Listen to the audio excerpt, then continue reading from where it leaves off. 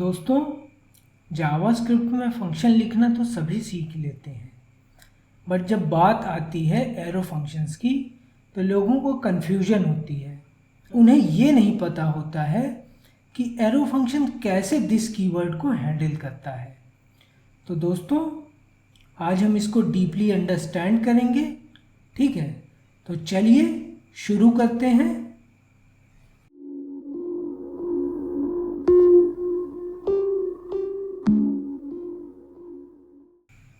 नमस्ते दोस्तों, स्वागत है आप सभी का React JS basic to production series के 8वें लेक्चर में। तो दोस्तों, चलो एक सिंपल क्वेश्चन के साथ स्टार्ट करते हैं। क्वेश्चन क्या है? क्वेश्चन ये है कि व्हाट इज एरो फंक्शन, क्या होता है एरो फंक्शन। ठीक है, तो जिन्हें पता है वो कमेंट बॉक्स में बता सकते हो, जिन्हें नहीं पता है चलो यहाँ पर डिस्कस करते हैं। तो दोस्तों, arrow function is a concise way. Concise का मतलब क्या हुआ? एक सिंपल तरीका है। ठीक है, अब किस लिए सिंपल तरीका है? फंक्शन एक्सप्रेशन को क्रिएट करने का। ठीक है, तो क्या होता है फंक्शन एक्सप्रेशन? दोस्तों, जब हम एक फंक्शन को क्रिएट करते हैं और उसको एक वेरिएबल को असाइन कर देते हैं तो उसको कहा जाता है फंक्शन एक्सप्रेशन। ठीक है, तो अगर हम कंबाइन करें इसको तो arrow function is a concise way to create function expression. Okay, अब चलो एक फंक्शन क्रिएट करते हैं और फिर देखते हैं कि कैसे उसको हम एरो फंक्शन में कन्वर्ट करेंगे। ठीक है, so const add is equal to function, इसमें पास करेंगे हम a कॉमा b और यहाँ पर रिटर्न कर देंगे हम a प्लस b। ओके, अब चलो इसको कंसोल डॉट लॉग कर लेते हैं। ऐड यहाँ पर पास कर देंगे 5,6। ओके, तो दोस्तों हमने एक एरो फंक्शन नाम की फ़ाइल क्रिएट कर रखी है। अगर आप भी चाहो तो एरो फंक्शन नाम की फ़ाइल क्रिएट कर सकते हो। ठीक है, जिससे आप भी फॉलो अलोंग कर पाओगे। तो चलो यहाँ पर कंसोल में प्रिंट करते हैं। पहले टाइप करते हैं नोड एंड देन हमने भी एरो फंक्शन नाम की फ़ाइल क्रिएट कर रखी है तो हम भी यहाँ पर टाइप करेंगे एरो फंक्शन। सो आप देख सकते हो आउटपुट 11 आ रहा है। ठीक है, अब चलो देखते हैं कि कैसे इसको एरो फंक्शन में कन्वर्ट करते हैं।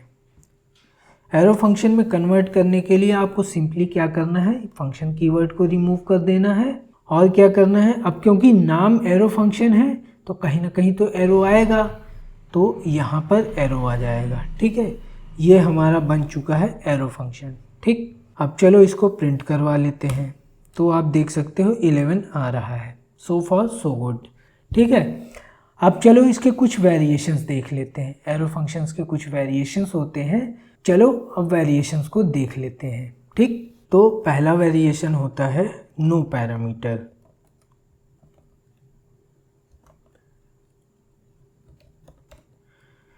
ओके, दूसरा वेरिएशन होगा सिंगल पैरामीटर।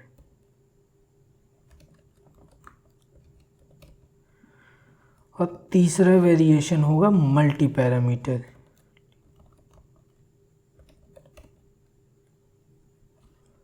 ठीक है, या तो कह सकते हैं मल्टीपल पैरामीटर। और तीसरा होगा, चौथा होगा हमारा मल्टी लाइन बॉडी।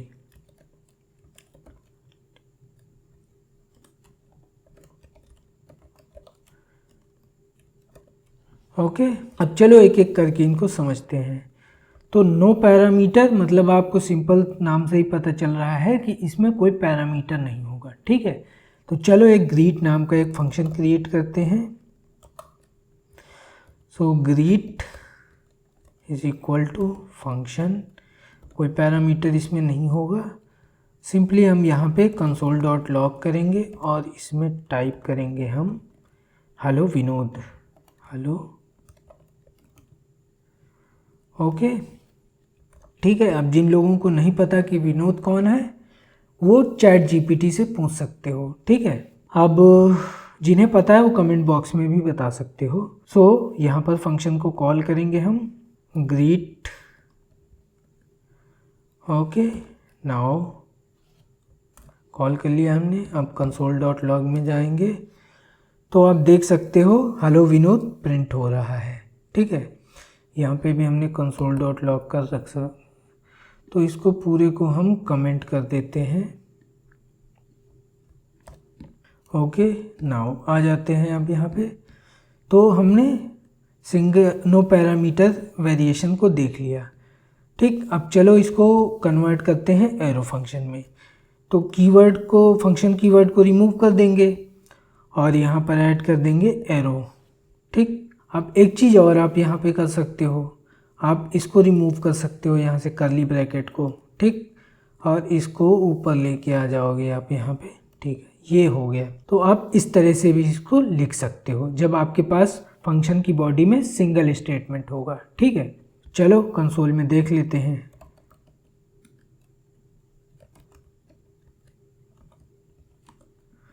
ओके, तो आप देख सकते हो हेलो विनोद आ चुका है फिर से। ठीक है, तो ये हमने देख लिया कि जब नो पैरामीटर होगा, कोई पैरामीटर नहीं होगा फंक्शन के पास, तब हम कैसे एरो फंक्शन क्रिएट करेंगे। ठीक है, अब चलो देख लेते हैं जब सिंगल पैरामीटर होगा तब कैसे करेंगे। ठीक, चलो एक मल्टीप्लाई का एक फंक्शन, स्क्वायर का एक फंक्शन बनाते हैं। Const square is equal to function keyword, ये पास करेंगे यहाँ पर और यहाँ पर रिटर्न कर देंगे हम a multiplied with a. Okay, now अब यहाँ पर क्या करेंगे, console.log और कॉल करेंगे फंक्शन स्क्वायर फंक्शन को। ओके, कॉल कर लिया और यहाँ पर पास कर देंगे हम 5। तो देख लेते हैं इसका स्क्वायर आ रहा है कि नहीं आ रहा है। ठीक है, उससे पहले इसको कमेंट कर देते हैं। तो सेव करते हैं और यहाँ पर C25 आ रहा है। ठीक है, अब चलो इसको कन्वर्ट करते हैं एरो फंक्शन में। कैसे कन्वर्ट करेंगे, सिंपली फंक्शन कीवर्ड को रिमूव कर देना है और बीच में एरो ऐड कर देना है। ठीक है, ये बन गया आपका एरो फंक्शन। बट इसमें और हम क्या कर सकते हैं, इस कर्ली ब्रैकेट को रिमूव कर सकते हैं और यहाँ पे भी रिमूव कर सकते हैं। और देखो गाइस, क्योंकि सिंगल लाइन स्टेटमेंट है फंक्शन का, तो इसमें हम क्या कर सकते हैं, इसको ऊपर ला सकते हैं। अब एक चीज़ आप और कर सकते हो, इस रिटर्न कीवर्ड को रिमूव कर सकते हो। एरो फंक्शन ऑटोमेटिकली जानता है कि यहाँ पर रिटर्न करना है। ठीक है, एरो फंक्शन को पता है कि यहाँ पर रिटर्न करना है। आप यहाँ पर एक चीज़ और कर सकते हो, इस पैरेंथेसिस को रिमूव कर सकते हो यहाँ से। ठीक है, ये ऑप्शनल है, आप रिमूव करना चाहो तो करो, नहीं करना है तो मत करो। ठीक है, चलो कंसोल में देख लेते हैं प्रिंट करके। C25 आ रहा है आउटपुट। नाउ अब चलो आगे बढ़ते हैं और देखते हैं मल्टीपल पैरामीटर। जब फंक्शन के पास मल्टीपल पैरामीटर होगा तब कैसे करेंगे। ठीक, सो कॉन्स्ट यहाँ पर चलो एक एवरेज नाम का एक फंक्शन क्रिएट करते हैं। So average function is equal to function, और यहाँ पर 2 मार्क्स होंगे, मार्क्स 1 कॉमा मार्क्स 2। ओके, और यहाँ पर क्या करेंगे, हम दोनों का एवरेज रिटर्न कर देंगे। Return marks 1 plus marks 2। Okay, अब यहाँ पर नीचे आते हैं, console.log करते हैं और इसमें पास कर देते हैं हम एवरेज फंक्शन, और पैरामीटर इसमें 2 मार्क्स पास करेंगे हम इसमें 50 एंड लेट्स से 60। ओके, अब चलो आउटपुट देखते हैं। तो ओके, हमने यहाँ पर डिवाइड नहीं किया है, तो इसको डिवाइड कर देते हैं 2 से, तो अब एवरेज परफेक्टली आएगा। तो ये 55 2 मार्क्स का एवरेज आ चुका है। ठीक है, अब चलो देखते हैं इसको एरो फंक्शन से कैसे करेंगे। तो सिंपल है, सबसे पहले फंक्शन कीवर्ड रिमूव करना है और यहाँ पर एरो ऐड करना है। और क्या करेंगे हम, अब देखो गाइस, पिछली बार हमारे पास एक ऑप्शन था कि हम ये पैरेंथेसिस को रिमूव कर सकते थे, बट जब मल्टी पैरामीटर होगा तो आपके पास कोई चॉइस नहीं है, आपको यहाँ पर पैरेंथेसिस यूज़ करना ही करना है। ठीक है, तो चलो आगे बढ़ते हैं। अब इस कर्ली ब्रैकेट को आप रिमूव कर सकते हो और यहाँ से भी इसको रिमूव कर सकते हो, और क्योंकि सिंगल स्टेटमेंट है, फंक्शन सिंगल बॉडी स्टेटमेंट है, तो इसमें हम रिटर्न कीवर्ड को रिमूव करके और इसको यहाँ पर लाएंगे ऊपर, तो ये आ चुका है। ठीक है, अब यहाँ पर फंक्शन ऑटोमेटिकली जानता है एरो फंक्शन कि इसको एवरेज रिटर्न करना है। ठीक है, चलो आउटपुट देख लेते हैं। नोड फाइल का नाम 55 परफेक्ट। ठीक है, अब चलो देखते हैं मल्टी लाइन बॉडी। जब फंक्शन के पास मल्टी लाइन बॉडी होगी, मल्टी बॉडी होगा, मतलब मल्टीपल लाइन होंगे फंक्शन के पास, तब कैसे करेंगे हम। ठीक है, तो इसको कर देते हैं कमेंट और फिर से एक एवरेज फंक्शन क्रिएट करते हैं। Const average function is equal to function keyword और इसमें marks1 कॉमा marks2 पास करेंगे। और यहाँ पर अब इस बार हम क्या करेंगे ना, इस बार हम एवरेज को कैलकुलेट करके एक वेरिएबल में स्टोर करेंगे। ठीक है, सो कॉन्स्ट एवरेज नाम का एक वेरिएबल क्रिएट करते हैं और इसमें marks1 प्लस marks2, ओके, ये आ चुका है। अब इस एवरेज को हम रिटर्न कर देंगे यहाँ से। ठीक है, और यहाँ पर कॉल कर लेंगे हम console.log, इसके अंदर एवरेज फंक्शन और इसमें मार्क्स 50 एंड 60 पास कर देते हैं। ठीक है, अब कंसोल में देख लेते हैं। Oh my god, this mistake is going so far. यहाँ पर डिवाइड कर देंगे 2 से।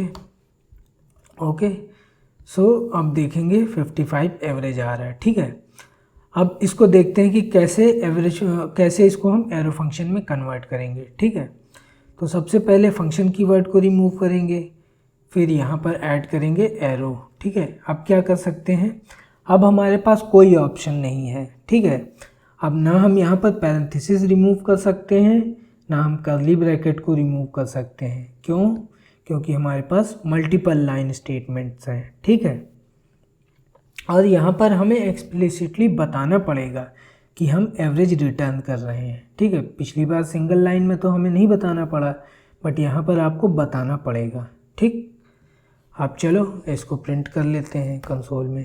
तो सी 55 आ रहा है परफेक्टली।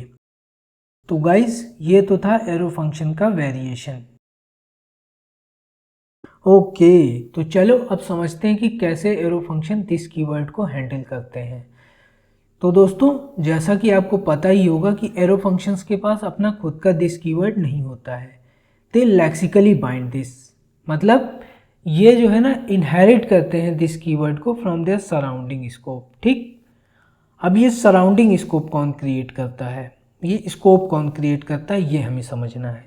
तो ये तो आपको पता ही है कि स्कोप फंक्शंस क्रिएट करते हैं। ठीक है, तो अगर मैं आपसे ये कहूँ कि ये हमारा जो एरो फंक्शन है एक, ये इस फंक्शन के अंदर क्रिएट किया गया है, तो ये इसके दिस कीवर्ड को यूज़ करेगा, आउटर फंक्शन के दिस कीवर्ड को। सही है ये?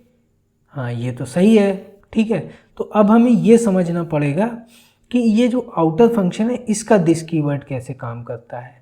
अगर हमने ये समझ लिया तो हमें ये तो समझ में आ ही गया है, इसके पास अपना खुद का दिस कीवर्ड नहीं होता है, ये सराउंडिंग दिस कीवर्ड को यूज़ करते हैं। ठीक है, सराउंडिंग स्कोप के, और स्कोप कौन क्रिएट करता है, फंक्शन क्रिएट करता है। तो चलो समझते हैं कि इस फंक्शन का दिस कीवर्ड कैसे वर्क करता है। तो देखो दोस्तों, ये जो हमारा फंक्शन होता है ना, इसके पास खुद का तो दिस कीवर्ड होता है, इसके पास अपना खुद का दिस कीवर्ड होता है, बट डिपेंड करता है ये किसको पॉइंट करेगा, ये डिपेंड करता है कि इसको किस तरह से कॉल किया जा रहा है। ठीक है, अगर आप इसको as a object method call कर रहे हो तो इस फंक्शन का जो दिस कीवर्ड है, मान लेते हैं ये हमारा ऑब्जेक्ट है और ये हमारा फंक्शन है, तो इस फंक्शन को अगर आप as a object method call करोगे तो ये ऑब्जेक्ट, इस फंक्शन का दिस कीवर्ड किसको पॉइंट करेगा, इस ऑब्जेक्ट को पॉइंट करेगा। सिंपल, मतलब सिंपल लैंग्वेज में ये फंक्शन हमारा इस ऑब्जेक्ट का method as a method create किया गया, ठीक है। तो ये ऑब्जेक्ट इसको कॉल करेगा एज अ ऑब्जेक्ट मेथड, ठीक। तो इसका दिस कीवर्ड किसको पॉइंट करेगा, इसको पॉइंट करेगा, इस फंक्शन को पॉइंट करेगा। सिंपल। अब एक और केस समझते हैं। अगर हमारा function as a constructor function create किया गया है, ठीक है। तो जब हमारा फंक्शन, ये हमारा फंक्शन है, ठीक है, अगर हम इसको कॉल कर रहे हैं एज अ कंस्ट्रक्टर फंक्शन, ठीक, तो ये कंस्ट्रक्टर जो न्यू कीवर्ड होता है कंस्ट्रक्टर में, वो क्या करता है, एक ऑब्जेक्ट क्रिएट करता है, ठीक। तो ये फंक्शन किसको पॉइंट करेगा, ये कंस्ट्रक्टर, ये जो न्यू कीवर्ड है, जो ऑब्जेक्ट ये क्रिएट करेगा, ये हमारा फंक्शन जो है इसको पॉइंट करेगा, इस क्रिएट किए गए ऑब्जेक्ट को, ठीक है। ये तो समझ लिया आपने। अब एक आखिरी केस देखते हैं, फिर उसके बाद इसको एग्जाम्पल के साथ समझेंगे, ठीक। आखिरी हमारा केस ये है कि अगर हमारे पास जो है फंक्शन है वो ना तो as a object method call किया जा रहा है, ना तो एज अ कंस्ट्रक्टर कॉल किया जा रहा है, तो उस केस में इस फंक्शन को क्या कहा जाता है, स्टैंड अलोन फंक्शन कहा जाता है, ठीक है। उस केस में इसका दिस कीवर्ड पॉइंट करेगा ग्लोबल ऑब्जेक्ट को, ठीक, ग्लोबल ऑब्जेक्ट को। और या तो आप अगर स्ट्रिक्ट मोड में यूज़ कर रहे हो तो उस केस में अनडिफाइंड जो है देगा, अनडिफाइंड को पॉइंट करेगा ये इसका दिस कीवर्ड, ठीक है। इस फंक्शन का जो दिस कीवर्ड है वो अनडिफाइंड को पॉइंट करेगा, ठीक। आप चलो एग्जांपल के थ्रू इसको समझते हैं। तो चलो एक फंक्शन क्रिएट करते हैं टाइमर नाम का, ठीक है। अब इसमें एक प्रॉपर्टी क्रिएट करते हैं, सेकंड, इसको 0 कर देते हैं, ठीक है। अब एक सेट टाइम आउट मेथड यहाँ पर सेट इंटरवल लगाते हैं, सेट इंटरवल,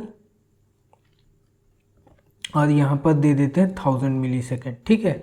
तो ये हमारा जो एरो फंक्शन क्रिएट हुआ है, ये जो arrow function as a callback है, ये कब कॉल होगा, एवरी 1000 मिली सेकेंड में ये हमारा एरो फंक्शन कॉल होगा, ठीक।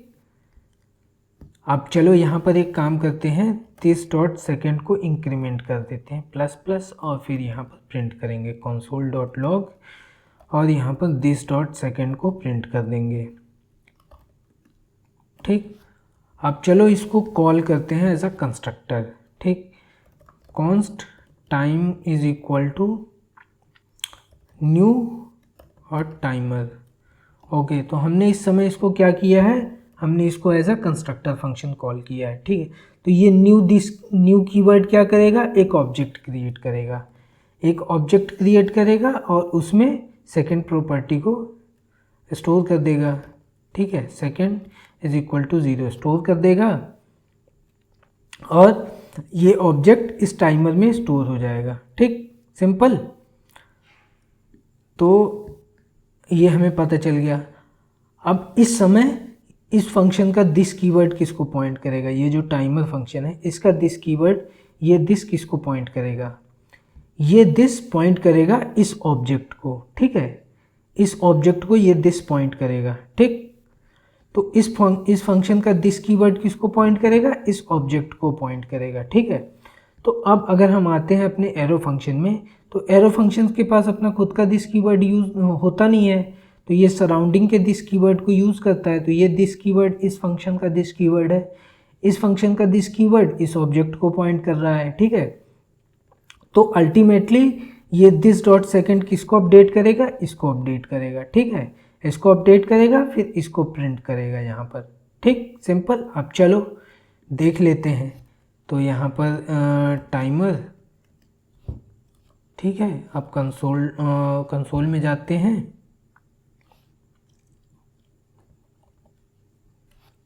अब अगर हम इसको रन करें तो आप देखोगे एवरी 1000 मिली सेकेंड में नंबर इंक्रीमेंट हो रहा है, ठीक है।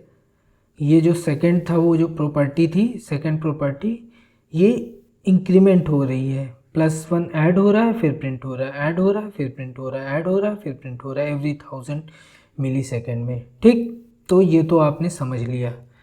अब चलो आगे बढ़ते हैं, और यहाँ पर अगर हम नॉर्मल फंक्शन यूज़ कर लें तो क्या होगा, स्टैंड एलोन फंक्शन, एरो को हटा देते हैं यहाँ से, तो क्या होगा, तो होगा ये कि इसके पास अपना दिस कीवर्ड तो खुद का होता ही है, तो इस केस में ना ये एज अ कंस्ट्रक्टर कॉल हो रहा है ना ऑब्जेक्ट मेथड कॉल हो रहा है, तो ये दिस कीवर्ड किसको पॉइंट करेगा, ग्लोबल ऑब्जेक्ट को, और ग्लोबल ऑब्जेक्ट में सेकंड प्रॉपर्टी तो होगी नहीं क्योंकि हमने ये तो यहाँ पे स्टोर हो रहा है, ठीक है। तो इस केस में क्या प्रिंट होगा, नन, ठीक, देख लेते हैं।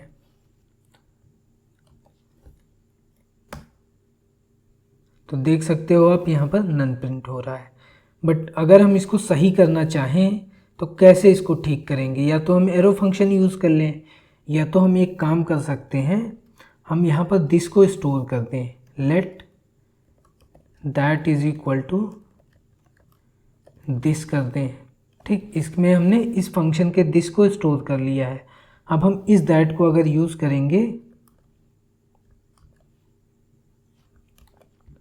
यहाँ पर, तो ये इशू हमारा रिजॉल्व हो जाएगा, ठीक है। सेव करेंगे और जाएंगे यहाँ पर, तो अब देखो ये परफेक्टली वर्क कर रहा है, ठीक। चलो जी, हमने देख लिया सिंपल केस, ठीक, जब इसको as a constructor function call किया जा रहा है। अब मान लेते हैं, अब चलो एक ऑब्जेक्ट क्रिएट करते हैं, ठीक, const object is equal to, यहाँ पर 2 मार्क्स ले लेते हैं, so marks 1 is equal to let say 50, marks 2 is equal to let say 60, यहाँ पर कॉमा आएगा, ठीक। अब यहाँ पर एक फंक्शन क्रिएट कर लेते हैं, सो एवरेज मार्क्स, यहाँ पर फंक्शन क्रिएट करते हैं, यहाँ पर कॉमा आएगा, ठीक है। अब यहाँ पर क्या करते हैं हम कि रिटर्न कर देते हैं, हम मार्क्स को अब एवरेज कैलकुलेट करें, एवरेज कैसे, अब यहाँ पर देखते हैं दिस कीवर्ड, यहाँ पर हम दिस यूज़ करेंगे, this dot marks plus this dot marks 2 divided by 2, okay. अब अगर हम इसको यहाँ पर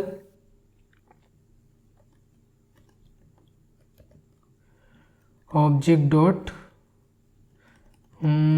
स्टोर कर लें या डायरेक्ट कंसोल डॉट लॉग करते हैं, और यहाँ पर इसको हम ऑब्जेक्ट डॉट एवरेज मार्क्स, ठीक है, हमने इसको कॉल कर लिया यहाँ पर। तो इस समय ये मेथड कैसे कॉल हो रहा है, as a object method call हो रहा है, ठीक है। तो इस फंक्शन का दिस कीवर्ड किसको पॉइंट करेगा, इस ऑब्जेक्ट को, कॉल करने वाले ऑब्जेक्ट को, ये ऑब्जेक्ट कॉल कर रहा है तो ये दिस किसको पॉइंट करेगा, इस ऑब्जेक्ट को पॉइंट करेगा, ठीक है। तो इस केस में ये हमारा वर्क करेगा, ठीक है, एवरेज हमें परफेक्टली मिल जाएगा। बट अगर यहीं पर हम एरो फंक्शन यूज़ कर लें तो आप देखोगे कि हमें एरर मिलेगी, नन मिल गया हमें यहाँ पर, ठीक, क्योंकि इसके पास खुद का दिस कीवर्ड होता नहीं है, और ये कोई ग्लोबल, कोई ये यहाँ पर स्कोप है नहीं, किसी फंक्शन के अंदर ये कॉल नहीं हुआ है, एज ऑब्जेक्ट मेथड कॉल हुआ है ये, ठीक है। तो इसके पास खुद का दिस कीवर्ड नहीं होता है, तो ये कुछ भी एरर भी दे सकता है कभी कभी, ये यहाँ पर नल दे रहा है, ठीक है। तो ये आप समझ चुके हो कि कैसे एरो फंक्शंस का दिस कीवर्ड वर्क करता है, ठीक है। तो दोस्तों, अगर आपको वीडियो पसंद आए तो लाइक ज़रूर कीजिएगा, और अगर कोई डाउट है तो कमेंट में आप पूछ सकते हैं, और जाने से पहले सब्सक्राइब ज़रूर कीजिएगा। तो दोस्तों, मिलते हैं नेक्स्ट वीडियो में, तब तक के लिए कोड करते रहिए, सीखते रहिए।